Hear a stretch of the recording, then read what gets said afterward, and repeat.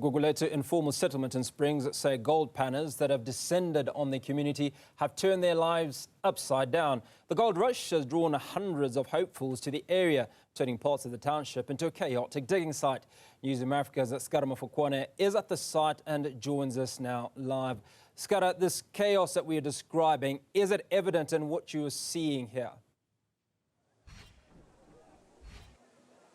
Absolutely it is, Hugo, and good afternoon to you and to our viewers. And despite police presence, Hugo, look behind me on the right-hand side. There are police, two at least officials standing on my right-hand side. And what you're not seeing is that on my left-hand side, there's at least over 10 police vehicles which have descended here. But it hasn't stopped, the digging as it may. But however, the community now, lots of them coming out now, standing beside this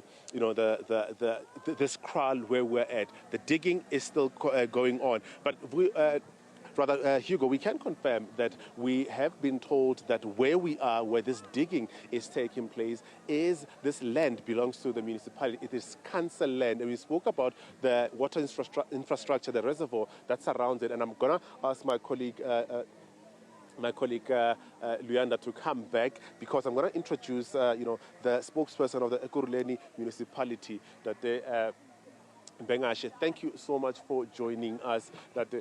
We've established that this is council land, that what's going on here, it's illegal.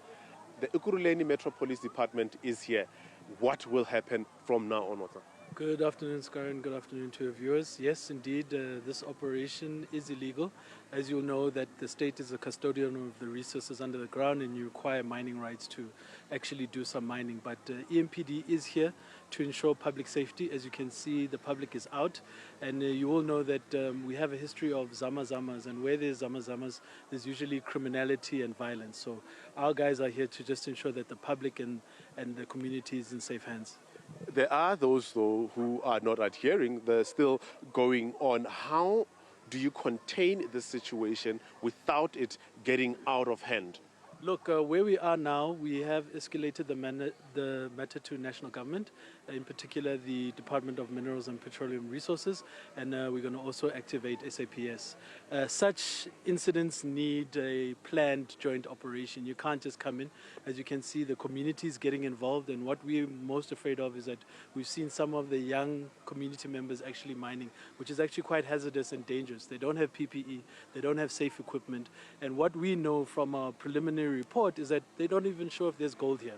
So it's actually quite a dangerous situation, but we are glad that we are monitoring. That was going to be my next question, as to, has it been established actually that whatever mineral they're getting here is indeed the gold that they're talking about? But your infrastructure, that was water infrastructure.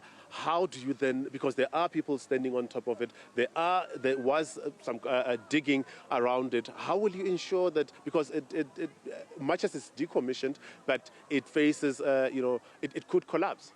Look, I don't think it can collapse. Remember, those are structurally sound infrastructure. I think the main issue here is how do we plan to ensure that the illegal mining stops here, and that people and the community are safe. But like I said, we do have EMPD here. They are surrounding the area, and they're just going to make sure that nothing happens or try to avoid any violence that takes place today. I was going to ask, we speak about police presence. They are still digging. If Luyanda can show you there, how do you then engage such a gentleman, because he was mobilizing other people to not move or not to be deterred by the presence of yourself and the Metro Police? Look, before EMPD came, there were a lot more people. So those who are still here, they are taking chances. But like I said, it is a volatile situation. We do know that Zama-Zamas have heavy artillery, such as AK-47s and so you don't want to engage prematurely. What we want to ensure is public safety for the moment. Do you have enough manpower in case it gets out of hand? Look, that's why we talk about net joint operations. That's SAPS, and if need be, and what we should require is the SANDF. You will remember with Operation Valumgoti, it was a joint operation, and I think in such situations, while we're escalating to national government, such an operation should come through. We have established as Newzroom Afrika that over 2,000 SANDF members will be in the province. Like you mentioned, there are areas like Sporong in the West Rand that will get a fair share allocation of members going there to stabilize the area. will such a request come from Ekurhuleni, seeing cases like this, and also the zamazamas you speak of in the municipality? Most definitely. Springs, Brakpan, Germiston, we need the support. We need boots on the ground just to stop this illegal operation.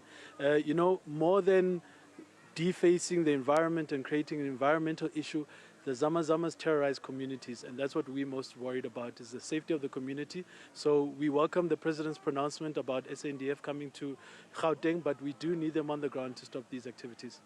They are unconfirmed. There are reports of zamazamas, onlookers around. Is that worrying for you, because you look around this area, it's a mining area. There are others who allegedly are zamazamas sitting across us. That is worrying, surely, for the municipality. Look, it's not a new phenomenon. We've engaged with zamazamas on multiple occasions. Just last month, we did an operation in Waltervreden in Brakpan, where we cleared the area at one of our landfill sites. Like I said, we don't just come in guns blazing. You have to plan. There has to be intelligence from the SAPS side, and then only when we are ready, we infiltrate and move in. Because, like I said, they have arms, and we don't want to put any of the public and our officers at risk. The intervention, let's talk long term, because there is a belief that there are minerals here. This intervention by the EMPD might be temporary. What would be the long-term intervention? Look, it's a competency of national government. I'm not passing the buck, but I think the issue of mines being closed, old mines being closed, is a very important and urgent one. We do know the socio-economic situation in the country. People are looking for resources and to make a quick buck, but safety is paramount. We can't allow a situation where we have kids digging holes, falling into holes, and even maybe having a loss of life. So that's why we're here, just to ensure that there is safety of the community. But at a later stage, I'm sure during this week, we'll come back with the joint operation, and then we'll be able to clear the area. Before my last question, maybe second last, will you be engaging the residents of this informal settlement as a municipality, as people who fall under your municipality, in terms of what they're doing? Yeah, that's ongoing work by ward councillors. I'm sure they've already had a meeting just to discuss what's happening, but the most urgent issue is that the community should not get involved. We don't want the community to be on the bad side of the law, because when we come in, we don't look at who's a community member or not. We see illegal miners, they are arrested and they're dealt with. Just lastly, on an unrelated matter, Monday, tomorrow, your municipality, the EMPD, will be beginning a vetting process. Just take us through what will happen tomorrow, and if all members of the EMP, this would include all members of the EMPD. Look, it's unfortunate that an internal document was leaked, but I think just from the city side, we've always said that we want to work closely with the Madlanga Commission. We're in full support of the Commission, and what we've heard from the Commission is quite disturbing. Part of our way of rebuilding public trust is that we're going to vet the entire EMPD. We have, you might have heard that the executive mayor is speaking with state security. There have been meetings between state security and the office of the city manager, and we want to get into deeper details as to what is actually going on. So we welcome this, what's happening at the Madlanga Commission. It's important, it must happen, but now it's time to clean house. Consequences if you found that members wanting? Look, we've been issuing consequence management throughout the past 3 months. The time we communicate is when we do administrative consequence management, and that will continue. We have to get the EMPD back. We have to get the public trusting the EMPD again, so it's a necessary process. Thank you so much, Natembe Ngashe. He speaks on behalf of the Ekurhuleni municipality. As you see, this guys still going on and on, despite the presence of the EMPD inside the crowd that we're in. Activity is still going on. But back to you in the studio, Hugo.